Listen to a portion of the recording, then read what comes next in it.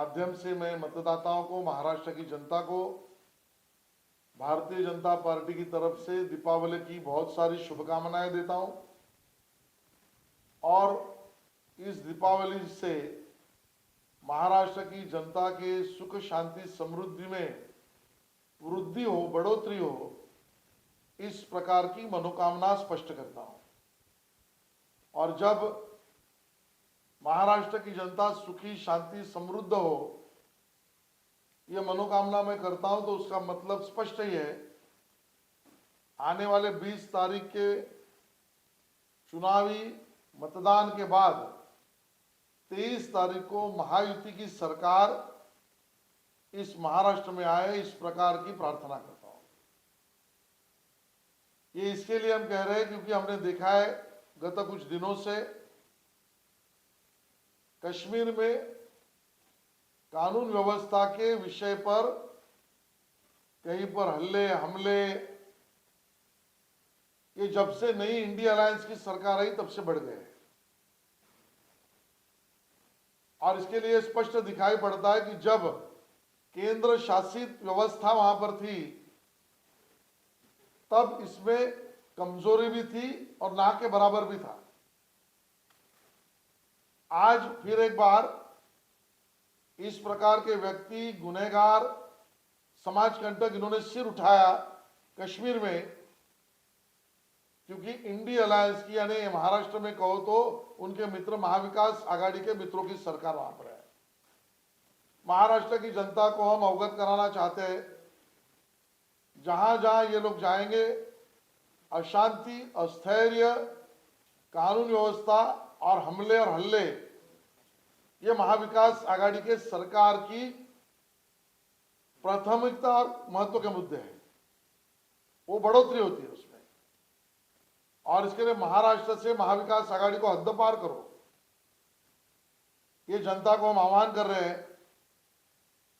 और इसमें गहराई से हम देखेंगे तो ध्यान में आएगा कि जो नाम महाराष्ट्र में भी सामने आते हैं वो इसी प्रकार के अशांतता, गुनहगारी, समाज कंटक इस प्रक्रिया में है, उन लोगों का ही कनेक्शन महाराष्ट्र विकास आघाड़ी से जुड़ता दिखाई देता है, उनके विषयों का जुड़ता दिखाई देता है। जैसे याकूब मेमन, उनकी कब्र को, उसकी कब्र को सजाने का काम महाविकास आघाड़ी के सरकार के समय हुआ। क्यों? क्योंकि सरकार महाविकास आघाड़ी की थी। जिस याकूब मेमन ने बॉम्ब ब्लास्ट मुंबई में किए थे, जो आरोपी सिद्ध है, इकबाल मूसा का नाम आता है, इब्राहिम मूसा, वो इब्राहिम मूसा जो बॉम्ब ब्लास्ट में कन्विक्टेड एक्यूज है, वो उबाटा शिवसेना का प्रचार करते समय हमने लोकसभा में देखा। क्यों? महाविकास आघाड़ी है।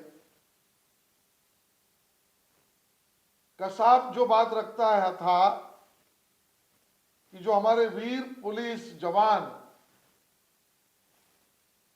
शहीदी हुई उनको कसाब ने नहीं मारा था, इस बात के समर्थक महाविकास आघाड़ी के लोग कसाब की बात, कसाब जो कहता है वो बात कहते हैं। क्यों? ये समाज कंटक, अशांतता के पुरस्कर्ता है। और इसके लिए महाराष्ट्र से महाराष्ट्र विकास आघाड़ी को हद पार करे, शांति, स्थैर्य और प्रगति के लिए महायुति की सरकार लाए, इस प्रकार का आह्वान मैं करता हूं। दूसरी बात, मुंबई में जिस प्रकार के चुनावी प्रत्याशी कांग्रेस ने उतारे, उसमें 11 में से सिर्फ 2 ही मराठी भाई बहनों को चुनाव में प्रत्याशी किया है। इसके ऊपर उद्धव जी आपकी भूमिका क्या है, हमारा सीधा सवाल है।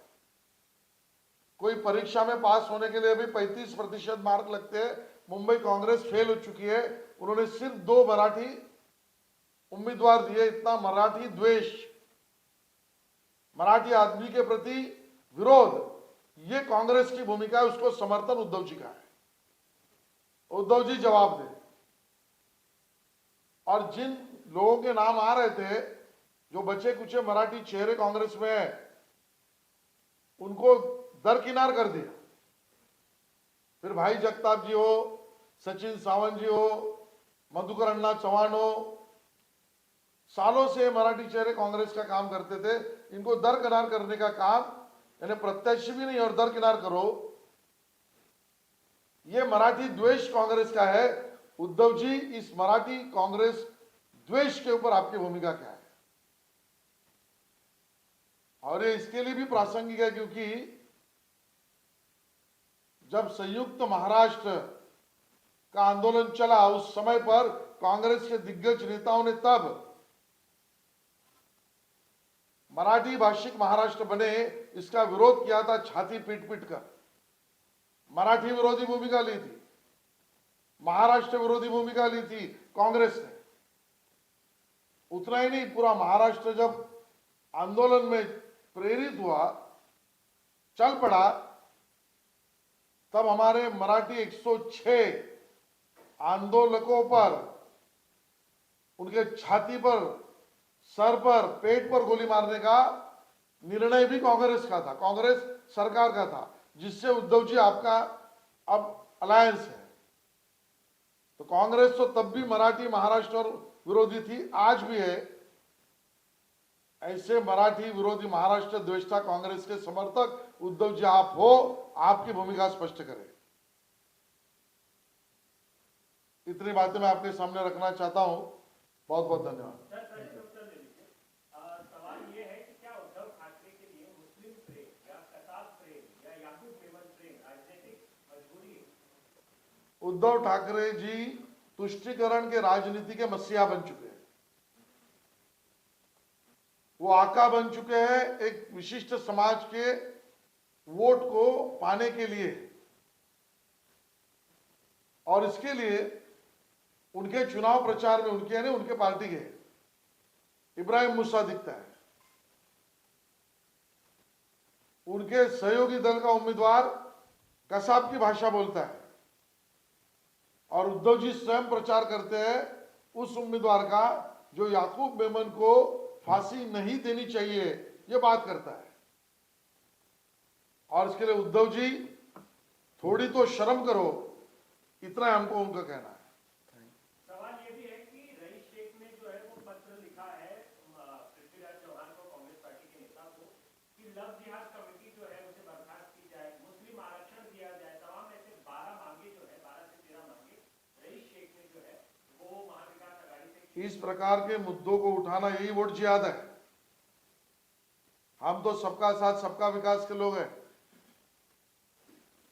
जो परम पूज्य भारत रत्न डॉक्टर बाबा साहेब आंबेडकर जी ने बनाए हुए संविधान में नहीं है, नहीं हो सकता, ना भाग है, धर्म के आधार पर आरक्षण, उस मांग को करना ये कौन से कानून में बैठता है?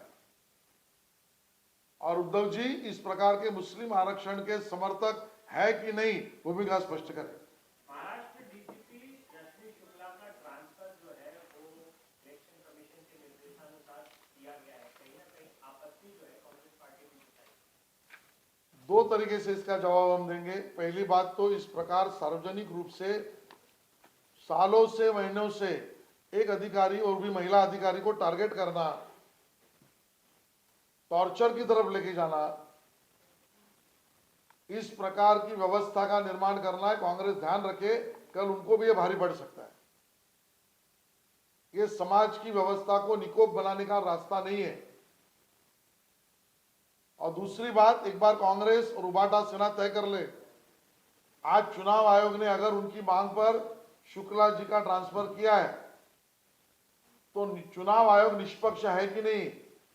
आज है और कल नहीं, ऐसा नहीं हो सकता। मेरे मन का होगा तो निष्पक्ष, मेरे मन का नहीं होगा तो पक्षपाती। ये नौटंकी बंद करे, ये दोगलापन कांग्रेस उबाटा बंद करे, ये हमारा कहना है। कांग्रेस ने आप पे भी आरोप लगाया था कि आपने जो है सरकार ने रश्मि शुक्ला का ट्रांसफर इसलिए नहीं किया था क्योंकि पारदर्शी काम नहीं करना चाहती सरकार, तो क्या कहेंगे? क्या प्रूफ है कांग्रेस के पास? नाना पटोले प्रूफ दे, नहीं तो हम आज उनको 7 दिन के अंदर आप माफी मांगे, नहीं तो चुनाव आयोग को कंप्लेंट करेंगे कि इनको प्रचार से रोका जाए। बेछूट आरोप और बदनामी भाजपा सहन नहीं करेगी।